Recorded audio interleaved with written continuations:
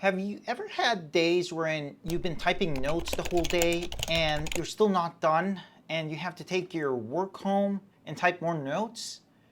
And so, if this is something that you've experienced, we're actually going to talk about a secret, a code that you can use, which are called smart phrases. And what are smart phrases? Well, we're going to talk about what it is, how to access it, how it's really going to improve your life by making you a lot more efficient through shortcuts and systems that you can create at the touch of a button. So let's go ahead and check it out, and I'll teach you how to be 10 times more efficient in typing your notes and getting the job done. And let's get it on. So the first thing you have to know is we are in Epic, and this is the playground. This is not a real patient. These are simulated scenarios. So let's find the smart phrase manager. What are smart phrases?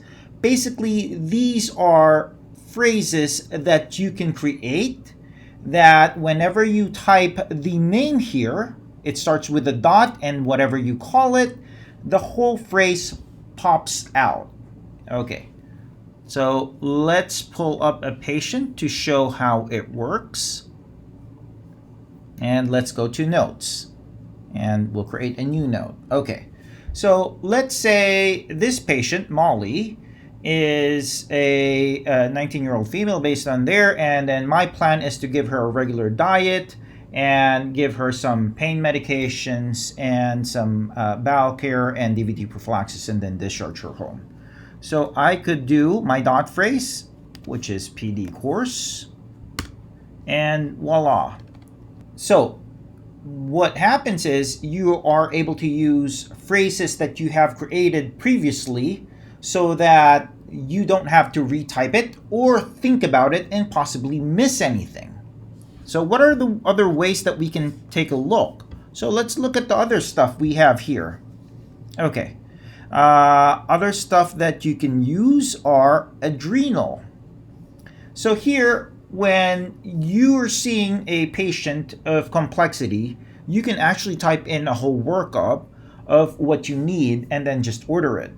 So for adrenal masses, we don't see a lot of adrenal masses, and it's something that I'm not an endocrine surgeon. So when my partner used to have us see this patient, we wanted to make sure that we worked it up properly. And instead of researching every time their workup, I researched it once and then basically typed it in the chart.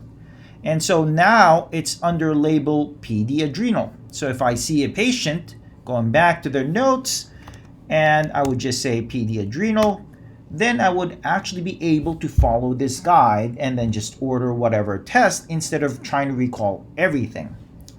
Other ways to do it is, let's say we're doing cancer post-op, and you're trying to figure out, it's like, okay, what are the things that we need for cancer follow-up? So if we do cancer follow-up on the search, then you go here and open American Society of Colorectal Surgeons, and you could look at their guidelines of what to follow.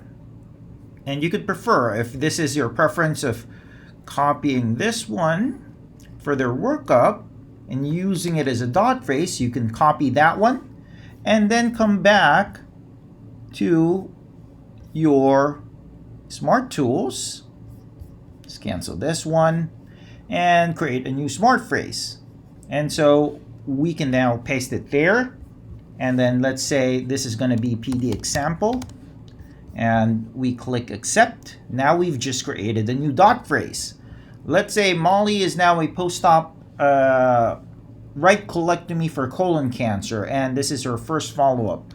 And she's doing well, and so we do PD example. In that aspect, it starts with a dot, and then the first thing, and then gives us several options, and then we have it there.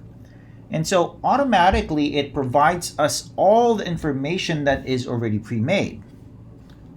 Other things that we can use it for are medications.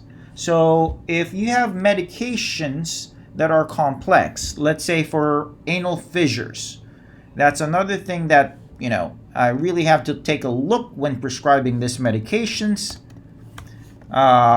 because it's not something that we use specifically all the time.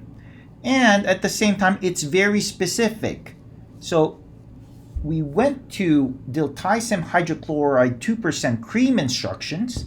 We copied and pasted the specific instruction so that it can be provided to the patient of things that they have to know, things that you have to do, which is wash your hands. All these instructions are very important. And honestly, I won't be able to remember all of them all the time. So this basically helps serve me by looking at it and then ensuring I don't forget it. And then we are able to hand this to the patient. Other things that you could do is, if you have pre-made instructions in a different language and you want to hand it to a patient, and we could use this instructions. So this is going to be our PD fiber. So for hemorrhoids, we actually have instructions. When we say 35 grams, you can actually look at the serving size and then the number of total grams and fiber, so that they can compute and follow your instructions. And if you want to have this in Spanish, then you could actually look at RFG fiber diet Spanish. Okay, now all of the same thing has now been translated in Spanish, and we can provide this, print this out for the patient, and then hand it to them with just a click of a button.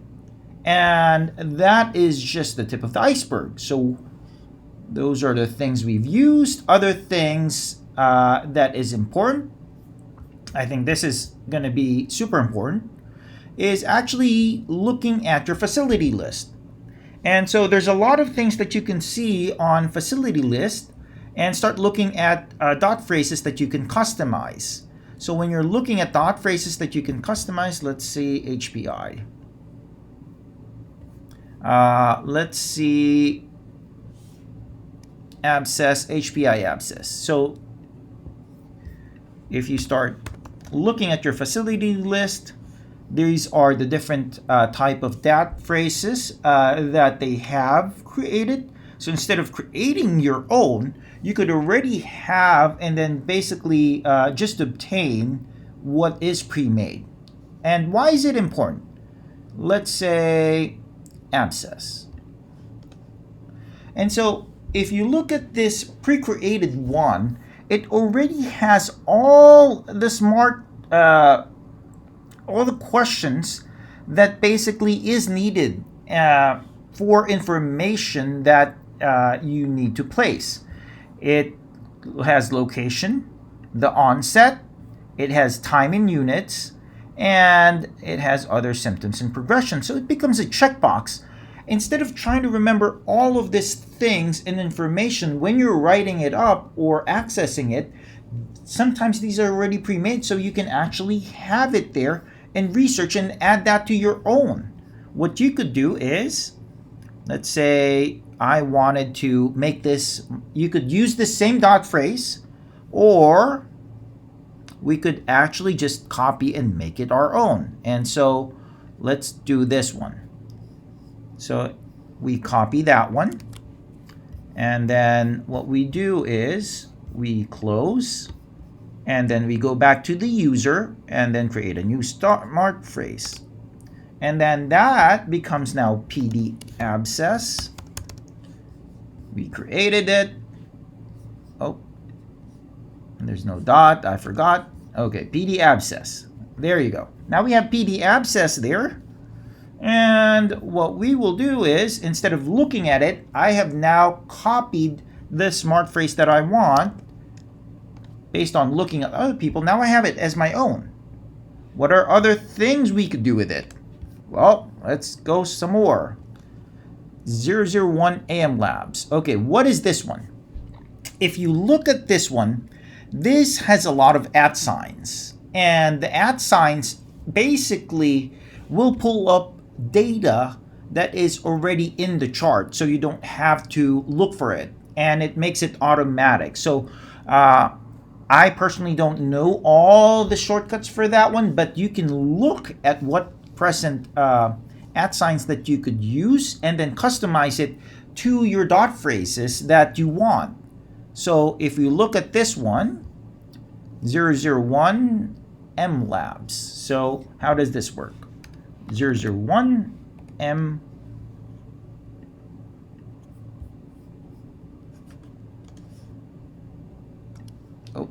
okay, dot 001 M labs. Okay, that is how it actually pulls it up. So you could see the amount of information that is already present, and then you could actually copy and paste this again. Let's say this one, right?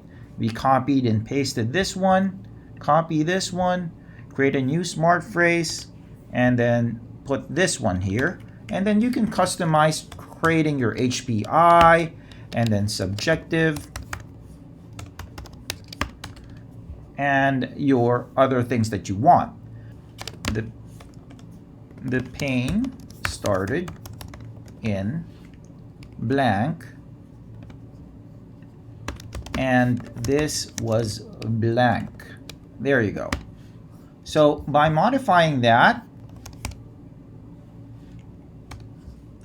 what you'll notice is besides pulling it, this is already incorporated in the sentence, and that allows you to just fill in the blanks of what information you're looking for. The same thing. Okay, what else can we use this for? Well, we already talked about all those shortcuts. Other things that we can use include follow-ups that we talked about wherein we have post-gastrectomy diet, muscle biopsies, and other things are basically procedures that we do. And so if we come back here, let's say we're doing an operative note. We'll do an operative note. Let's say operative note. Right there, you can fill all of that things in the blank. Let's say we did a umbilical hernia repair robotic for this patient. And so you have your dot phrase, and what it would do is now you could see the asterisk, and it goes through a pre-made text of the things that you do standard.